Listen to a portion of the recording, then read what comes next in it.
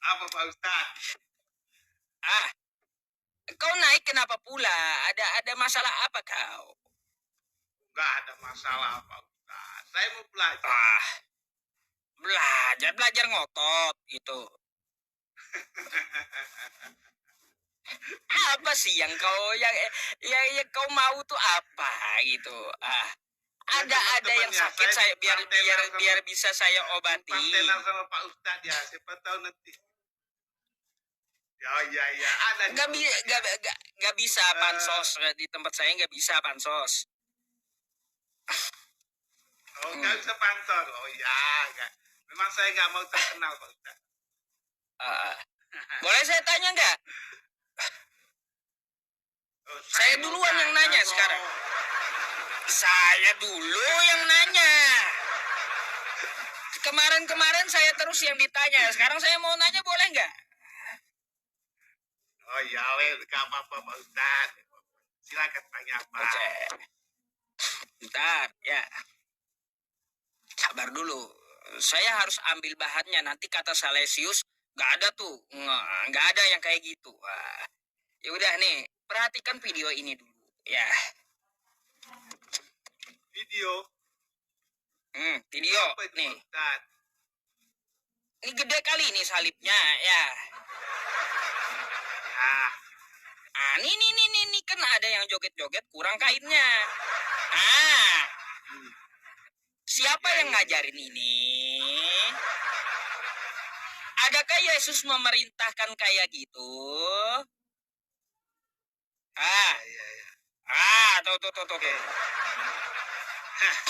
Tuh. Kau ditampilin malah suka kau lihatnya. Ketawa dia. Pak Ustaz, yang ditanyakan apa? Mana perintah Yesus beribadah kayak gitu? Oh, Pak Ustaz, menurut Pak Ustaz itu tadi ibadah ya? Lah, terus apa? Itu kan di tempat ibadah. Gede kali salibnya. Oke, Pak Ustaz, gini loh Pak Ustaz. Di gereja itu ya ada yang namanya aula. Apa? Aula. Aula. Ya, aula. Terus? Ya. Di dalam aula gereja itu memang ada salib, ada salib, pasti ada salib. Aula gereja. Jadi aula gereja itu bisa dipakai untuk umum, bisa dipakai untuk umat gerejanya. Jadi ya seperti itu tadi. Itu acara, kalau tidak salah itu mungkin acara pernikahan atau mungkin acara pernikahan dari mana? Ya. Ngarang. Lihat. Pernikahan dari mana? Ini orang lagi ibadah. Ini orang lagi ibadah di tempat ibadah nih jemaatnya. Pernikahan dari mana? Ini jemaatnya nih jemaatnya tuh tepuk tangan pula. Jadi itu penonton. Ngarang kau. Iya ngarang di mana-mana tuh tempat ibadah tuh jemaatnya ada. Ya Pak Ustadz, saya jujur mengatakan, saya harus jujur mengatakan di gereja itu memang ada aula. Aula itu bisa dipakai untuk umum, acara apa aja bisa. Ya orang di luar gereja juga bisa memakai aula itu. Tapi di dalam itu pasti ada atribut-atributnya seperti salib pasti ada. Tapi itu yang joget-joget itu bukan berdoa, bukan. Berdoa itu terus apa mereka? Kan katanya bersorak-sorai untuk Tuhan, kan kayak gitu. Betul gak? Bersorak-sorai untuk Tuhan. Ya, kalau bersorak-sorai itu Pak Ustaz, misalnya Natal bersama, ya. Natal bersama itu ada tampilan-tampilan penyanyi-penyanyi, ya. Itu namanya bersorak untuk Tuhan. Ya, ketika gereja mengadakan Natal bersama, ya kan? Pak Ustaz bisa nonton lah kalau ada Natal bersama di Kemenak, ya, di Kemenak. Kalau nggak salah tahun ini ada itu Natal bersama di Kemenak, ya. Iya. Ini kalau Salesius ini teman-teman ya, kalaunya ada kodok Bu Rasmi ya kayak tadi malam, hoak kodok. Hoak, hoak. Kata kodoknya Bu Resmi itu. Iya, iya. Eh, Nah, gini Pak Ustadz. Jadi itu jawaban saya Pak Ustadz. Jadi yang joget-joget itu adalah penyanyi, para penyanyi ya. Mereka sedang melantunkan suara untuk penontonnya, untuk yang hadir pada aula gereja itu. Ya, Gini yang saya tanyakan tuh, adakah aturan dan perintah ya di rumah ibadat yang diperintahkan Yesus kayak gitu? sekali lagi Pak Ustadz, yang dianu itu bukan rumah ibadah, aula, ya, aula gereja. Gereja ini tersendiri, tidak digabungkan jadi satu, Kak. Aula gereja, masih di area gereja tapi gedungnya beda. Itu yang, Gedungnya beda. Pak. Lalu Ya. tanda salib tadi diperbolehkan gitu. Kan salib itu kan simbol Kristen. Iya, Pak Ustadz kalau masuk di rumah sakit Kristen ya, itu setiap ruangan itu ada salib. Itu simbol. Heeh. Jadi salib itu ditaruh di mana aja bisa. Bukan cuma di rumah ibadah gitu. Di rumah ibadah ada, di aula ada, di rumah sakit ada. Pak Ustadz pernah gunanya? masuk rumah sakit Kristen nggak? Gunanya buat apa? Lo nggak pernah nggak mengunjungi Nggak pernah. teman-teman di rumah sakit Kristen. Ada di situ ada salib, ya kan? Kan seperti Iya, masalahnya gini, Wi. Nggak pernah saya mengunjungi ke situ. Yang saya tanyakan gunanya buat apa tuh? apa itu? Itu kan hanya memberikan simbol bahwa rumah sakit itu adalah punya orang Kristen. Pak Ustadz, Berarti itu kalau boleh diletakin dimanapun itu salib. bisa di mana aja bisa, taruh di garasi ya bisa. Di WC? Ayo, saya serius nanya, di WC boleh nggak? Kau ini malah ketawa pula dia. Boleh nggak di WC? Jadi Di mana? gini, Pak Kalau Ustadz, ya. kalau di mana aja bisa kan, di WC di gimana? Jadi gini Pak Ustadz ya, salib itu adalah simbol atau tanda bahwa dia itu adalah Kristen. Kalau Pak Ustadz masuk ke rumahnya orang Kristen, itu pasti ada salib. Gitu. Iya, Pasti. tapi kalau ditaruh di WC ada nggak perintah atau larangannya? Ada juga Pak Ustadz. Misalnya Pak Ustadz pergi ke ruangannya Kapolri, di situ ada salib. Itu kan ruangan yang saya tanyakan sama kau, di WC gimana? Ya tidak. Dari tadi ruangan ini ruangan itu tidak pantas. Ada nggak lah dalil larangannya gitu di kitab? Tidak ada larangan ya Pak Ustadz. Berarti Pak boleh Ustadz dong diletakin di WC itu salib. Kalau nggak ada larangannya berarti boleh diletakin di WC itu salib. Tidak ada larangan. Iya, Kembali terus lagi Pak Ustadz ya, simbol-simbol suci seperti itu dari hati nurani kita. Ya, kalau dari mana itu simbol suci sih? Itu simbol kutuk itu. kan simbol-simbol kan gitu, simbol-simbol ya apa ya, simbol-simbol bahwa dia itu Kristen. Ya. Oh, simbol Taruh dia di Kristen. mana? Kalau salib itu simbol kutuk, setahu saya di kitab Kristen. Ya, nggak apa-apa. Jadi gini Pak Ustadz, salib itu bagi orang Kristen itu ada dua makna, Pak. Ya, ada dua makna. Pertama, lambang perjuangan. Ya, lambang perjuangan.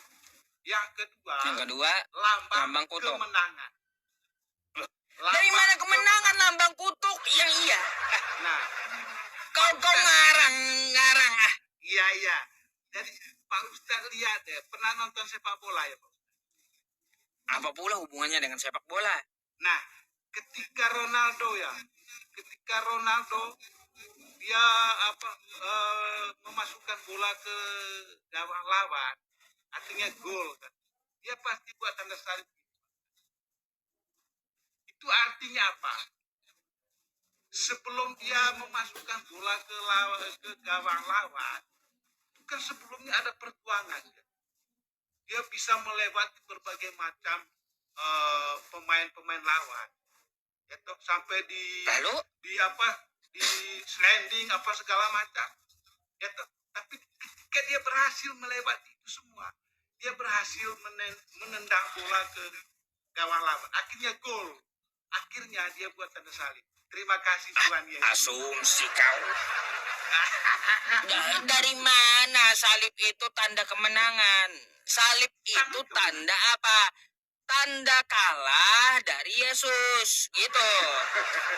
Karena Yesus saat itu ya diseret tentara Romawi, modar dia, disalib tuh. Tanda kalah, tanda menang dari mana? Perjuangan Pak Ustadz. Itu perjuangan. Jadi gini Pak Ustadz, gini. Lambang salib. Jadi tidak ada orang di dunia ini dia bisa tiba-tiba sukses, tidak ada. Pasti lewat perjuangan. Benar nggak Pak Ustadz?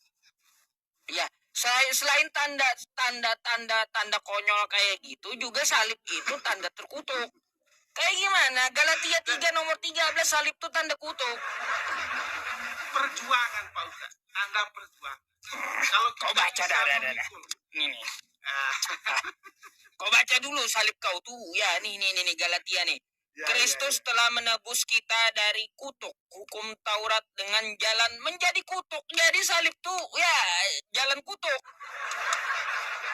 Makanya tertulis terkutuklah orang yang digantung pada kayu salib. Kok lambang kemenangan? Ya, artinya gini Pak Ustadz. Turunkan dulu Pak Ustadz, balikkan kameranya. Apa pula? Jadi, manja kali kau. Ya. Jadi ketika Yesus sudah menjalani penderitaannya ya, lewat kayu salib, maka 3 hari kemudian dia gol, menang. Asumsi pula. Menang dia Pak Ustadz. Kan saat itu Yesus ditangkap, diseret, ditombak, ditampar, sampai modar disalib. Di mana tanda menangnya kalau kayak gitu? Tanda menang. Itu artinya salib itu tanda modar dan tanda kutuk. Iya, nggak usah kau ke Ronaldo.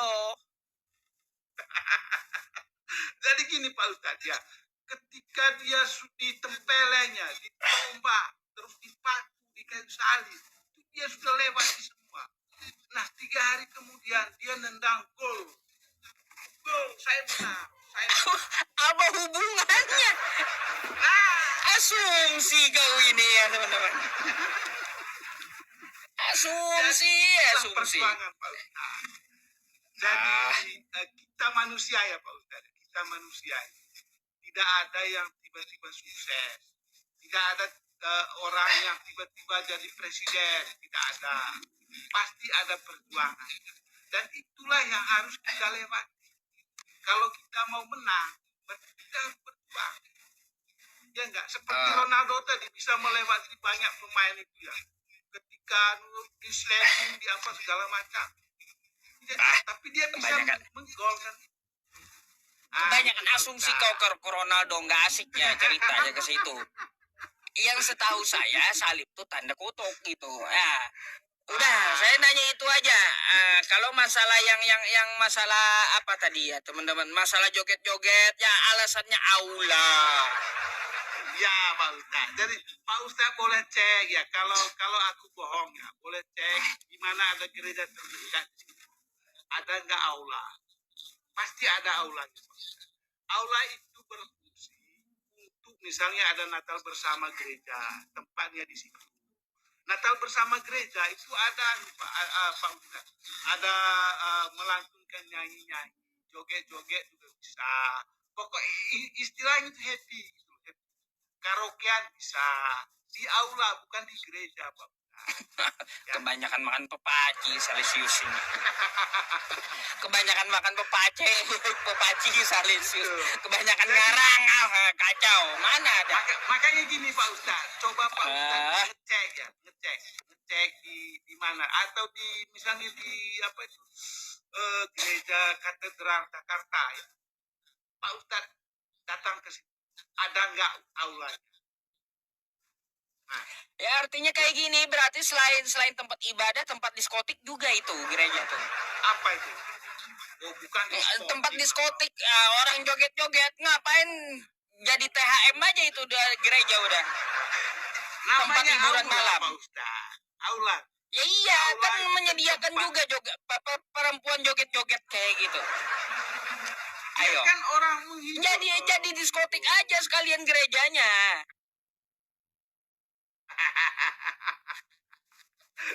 Tidak gitu Pak Ustadz, itu ada aturannya Pak Ustadz. Jadi penggunaan gedung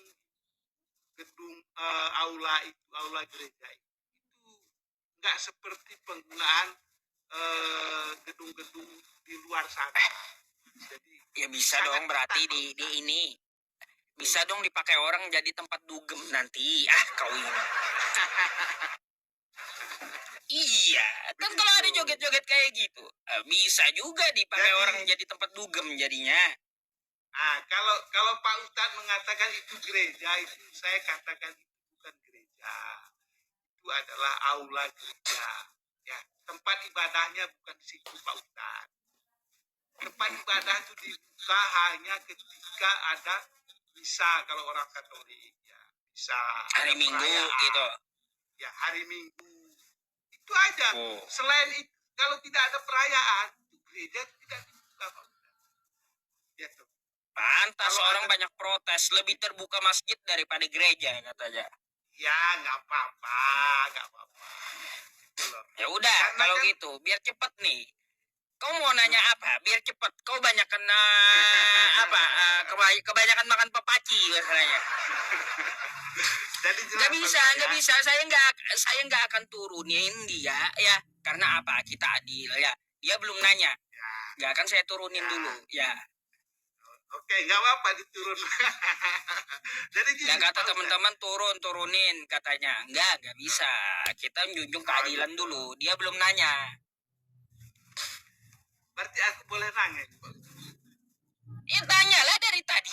Dia udah dipersilakan. Oke, Pak Ustadz. Ini Pak Ustadz, saya ini baca suatu hadis, Pak Ustadz. Saya kok bingung. Hadis pula.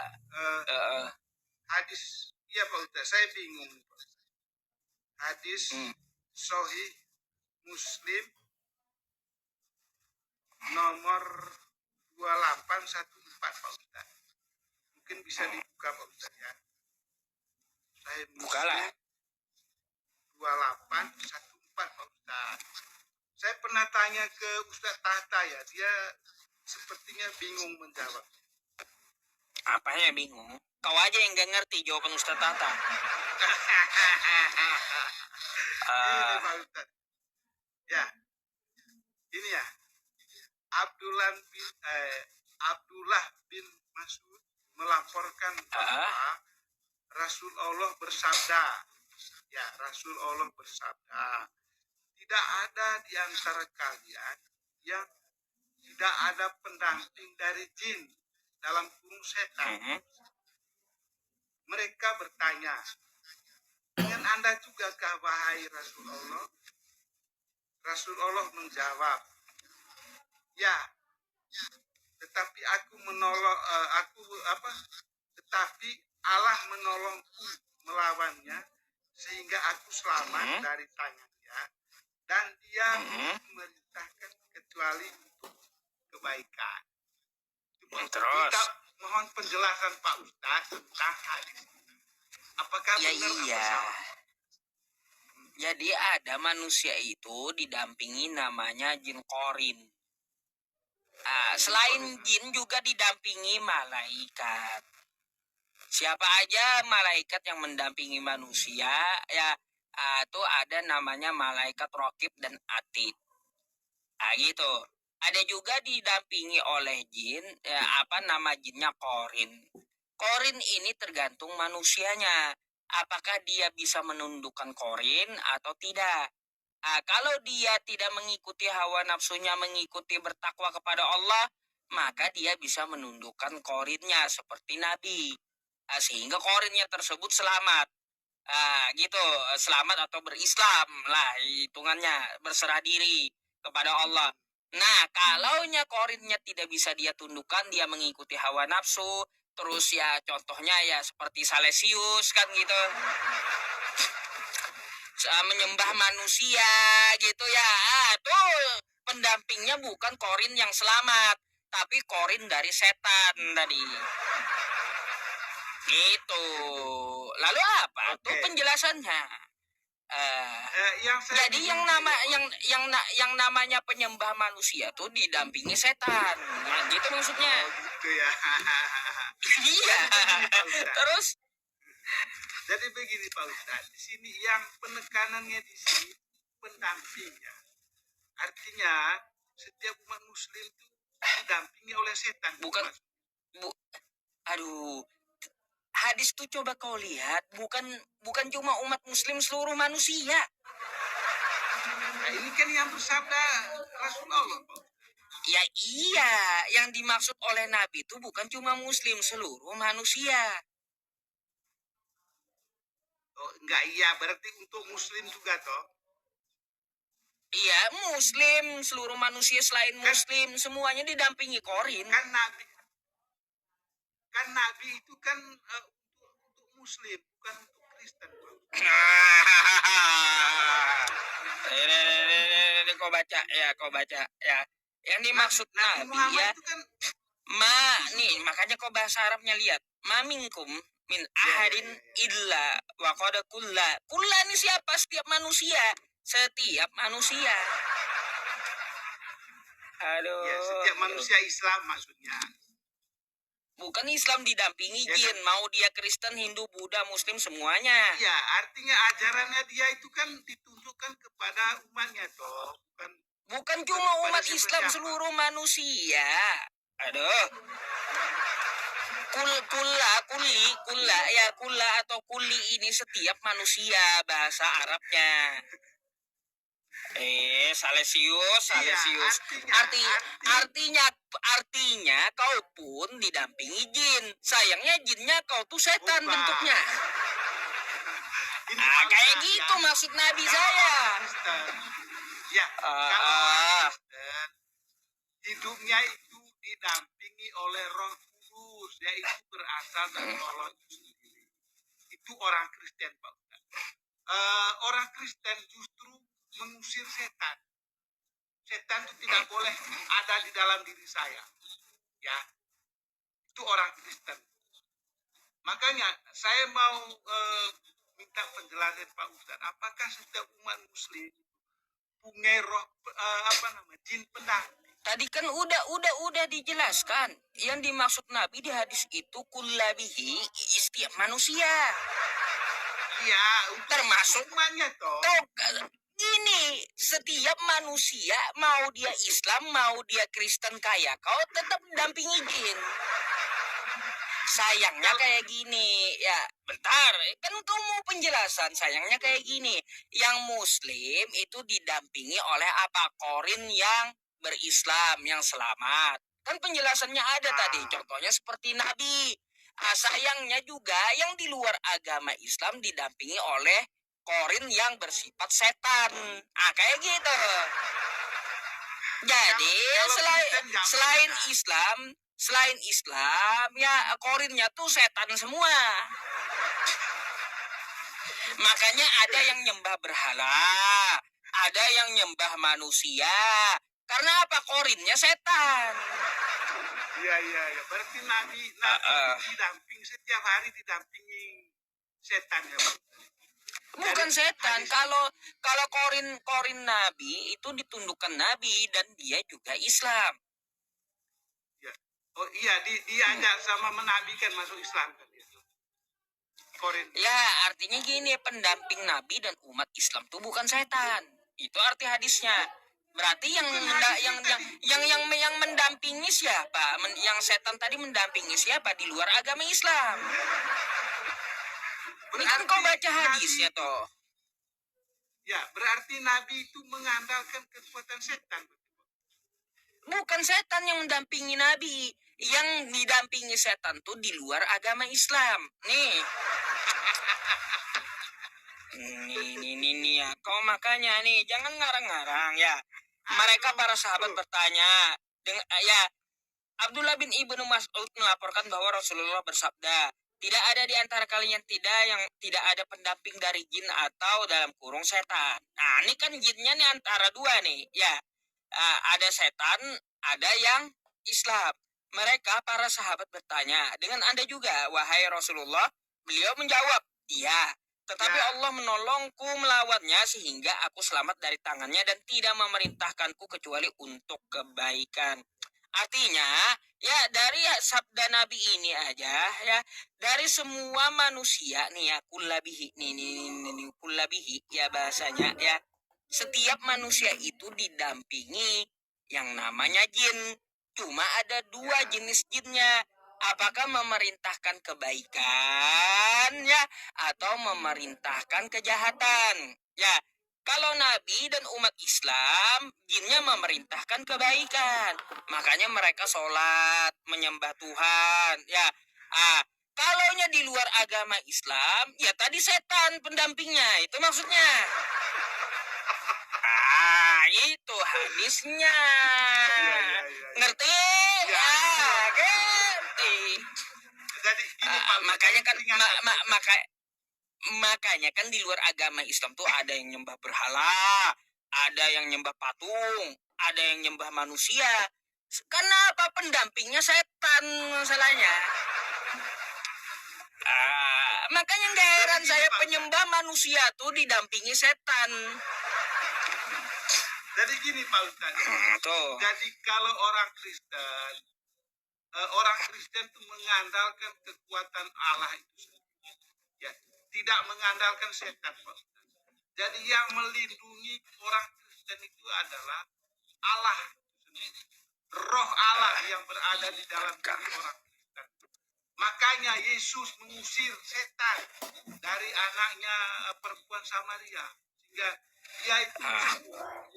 Akhirnya ketika anaknya sembuh, orang Samaria itu mengikuti Yesus. Ya toh, mengusir Pak Ustaz. Bukan mengajak setan untuk masuk. Ya, itu orang Kristen. Ya artinya apa? Gitu. Artinya gini ya, Salesius ya, itu penjelasan saya tadi. Terserah kau mau terima atau tidak. Yang jelas di luar agama Islam itu didampingi setan. Itu maksud hadisnya. Jadi gini Pak Ustaz, Pak Ustaz, saya mau mengatakan apa pula? Hidup kita ini harus mengandalkan Allah yang Maha Kuasa. Hidup manusia. Jangan sampai kita mengandalkan kekuatan setan dalam hidup kita. Ya, makanya kalau kau tidak mau ditemani setan, berhenti nyembah manusia.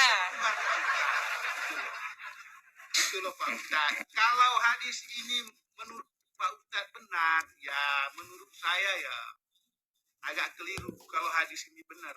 Masa sih setiap Muslim derita kau itu. Umat Muslim didampingi setan.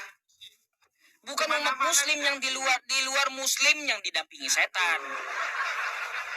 Udah dibilang juga di luar Muslim. Di luar yang Muslim itu didampingi oleh jin yang menyuruh kebaikan. Di luar Muslim itu didampingi setan. Kan udah dijelasin. Hadis ini jelas loh Pak Ustaz. Gitu loh. Jadi tolong Pak Ustaz jujurlah, jangan lesetkan untuk orang lain. Jangan. Itu udah jujur penjelasan saya. Kan kayak gitu dari teks Arabnya juga. Kau nggak terima derita kau kan gitu. Rasul Allah bersabda itu ya umatnya. Sabar, ku kasih ayatnya kau. Ya. Nih.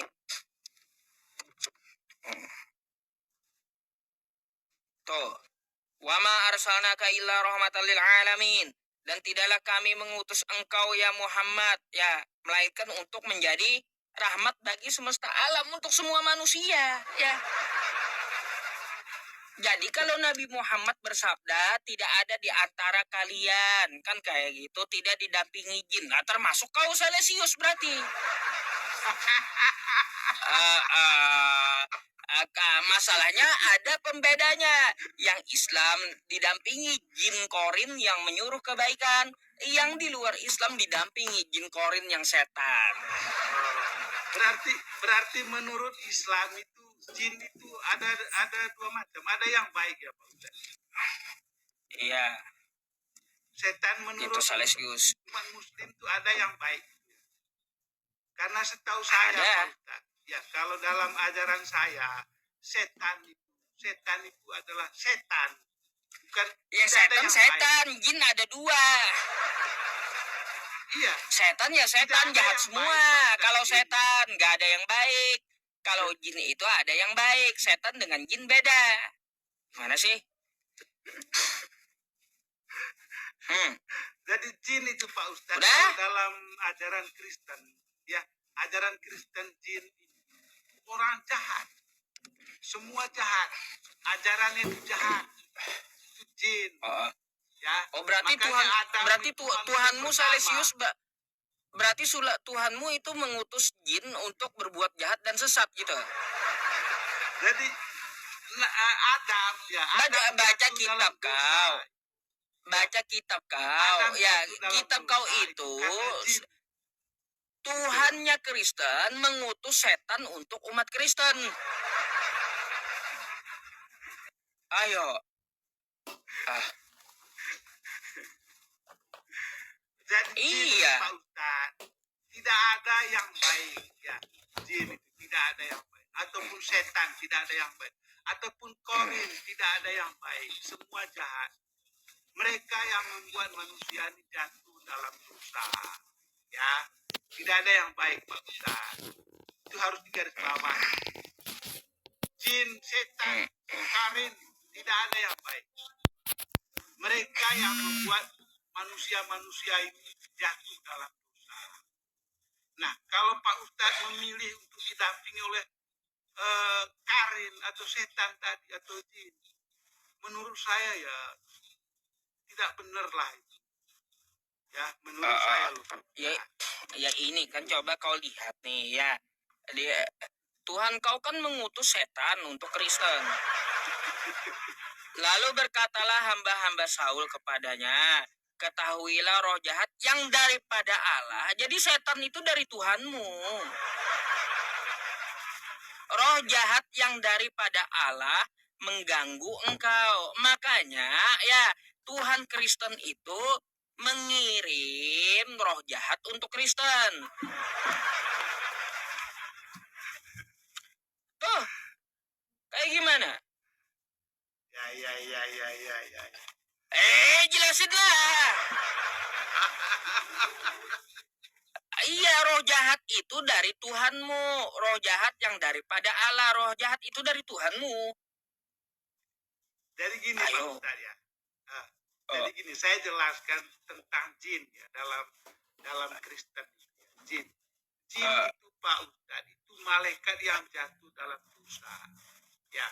Contoh ketika Allah memerintah para malaikat menyembah Adam. Ya kan? Ya jin itu roh jahat kan?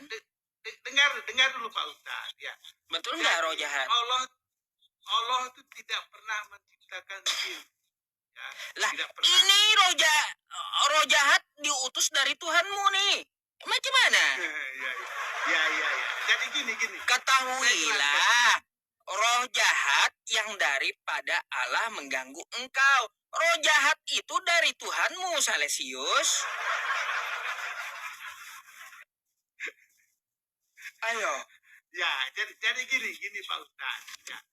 Ketika Allah memerintahkan para malaikat untuk menyembah Adam, ya, ada beberapa malaikat tidak mau menuruti perintah itu. Akhirnya malaikat jatuh ke dalam dosa. Ya, itulah Aduh, lari ke situ. Saya udah tahu cerita itu. Udah tahu. Yang saya tanya kenapa Tuhanmu mengirim roh jahat buatmu. roh jahat itu daripada Allah. Itu menurut Kristen. Jadi Tuhanmu itu mengirim setan buat Kristen. Macam mana? Buat Itu buat ayat apa? berapa? Mengganggu. Ayat berapa Pak Ustaz? Nih 1 Samuel 16 nomor 15. Samuel. Oke, 1 Samuel. 1 Samuel. Gak apa-apa Pak Ustaz. Kita belajar Pak Ustaz. 1 Samuel 15. 1 Samuel 16 Samuel 16. nomor 15. 15. Setan itu dari Tuhanmu. Ya, sebentar Pak Ustaz. Samuel 16.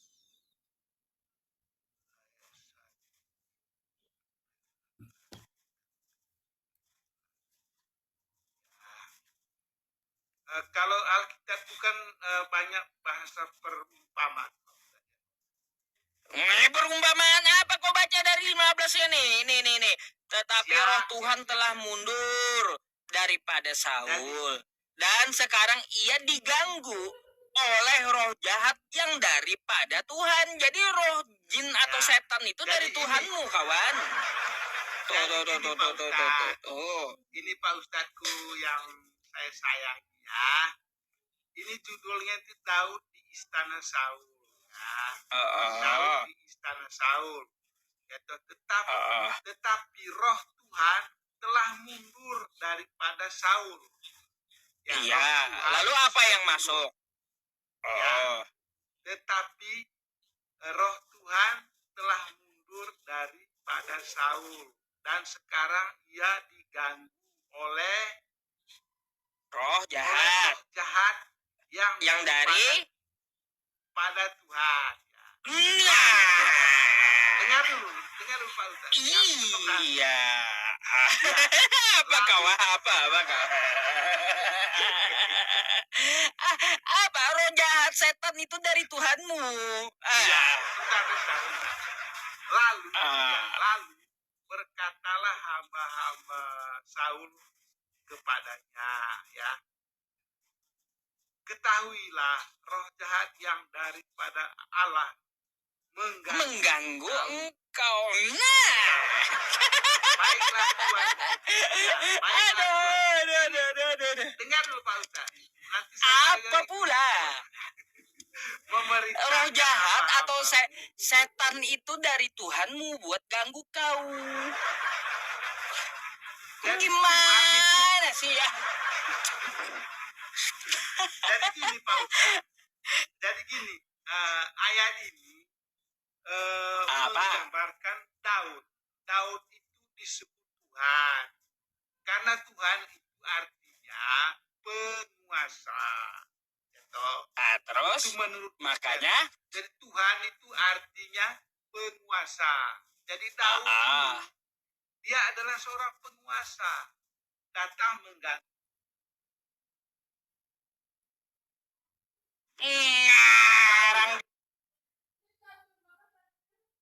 kayak gitu. Ini kok baca lagi nggak kayak gitu. Nih. Tetapi roh Tuhan telah mundur daripada Tuhan Saul. Dari Oke. Daud kan, toh. Nah, Dan sekarang Ya. ia diganggu oleh roh jahat atau setan. Roh jahat yang atau setan Ya. ini dari mana? Dari Tuhan. Tuh. dari Tuhan, loh. Dari Daud kan toh. Iya. Dari Ya. mana dari Tuhan? Dari Artinya- kok dari Daud? Loh, di sini kan Daud di istana Saul judulnya. Iya, ini Artinya menceritakan Tuhan di tentang Daud. Ya, Tuhan ya Tuhan. Tuhan Ya. ini bukan Daud. Ngaco kau beda. Tuh, kau baca ke bawahnya ya. Daud ya Daud nih. Ya, Tuhan ya Tuhan. Jadi roh setan itu dari Tuhanmu. Tuhan mau dipelintir pula jadi Daud. Bukan. Jadi gini Pak Ustaz. Kata Tuhan di sini merujuk pada penguasa. Penguasa pada saat itu adalah Daud. Beda. Kau plesetkan ke Daud masalahnya. Tidak, sudah dibilang nih tidak Daud ya Daud. Ada penjelasan Daud tuh ya. Daud ya Daud, Tuhan ya Tuhan. Di sini Tuhanmu yang mengutus setan. Macam mana? Tuhanmu itu merujuk pada Daud, Pak Ustadz. Jadi Ini nih. pada Daud, gitu loh. Tuhannya Tuhan Makanya- nih roh jahat yang daripada Allah tuh. Ada juga bukan cuma Tuhan. Iya, karena itu kan gelar Pak Ustadz. Tuhan dan Allah itu gelar. Iya bukan Daud Jadi- itu. Jadi gelarnya itu kan penguasa artinya. Jadi ketika Daud itu berkuasa, dia mengganggu Saul. Makanya di situ mengatakan roh Tuhan mundur, kan dia bilang roh Tuhan mundur. Maka masuklah roh Daud tadi. Begitu loh Pak Ustaz. Apanya roh Daud? Di mana roh Daud? Roh jahat bukan roh Daud. Iya, roh jahat itu kan, ya roh Daud itu kan dia mengganggu toh, artinya diganggu oleh setan kata Pak Ustaz. Benar. Agak jelas kau Salesius. Gitu loh. Kacau, gak jelas penjelasannya bukan kayak gitu, gak jelas. Asumsi kau. Jadi Tuhan di situ merujuk pada penguasa. Penguasa siapa di situ Pak Ustaz? Adalah Daud. Nah, yang mengganggu Saul siapa? Yang mengganggu Saul siapa Pak Ustaz? Daud. Ya kan? Sangat jelas Pak Ustaz ayatnya.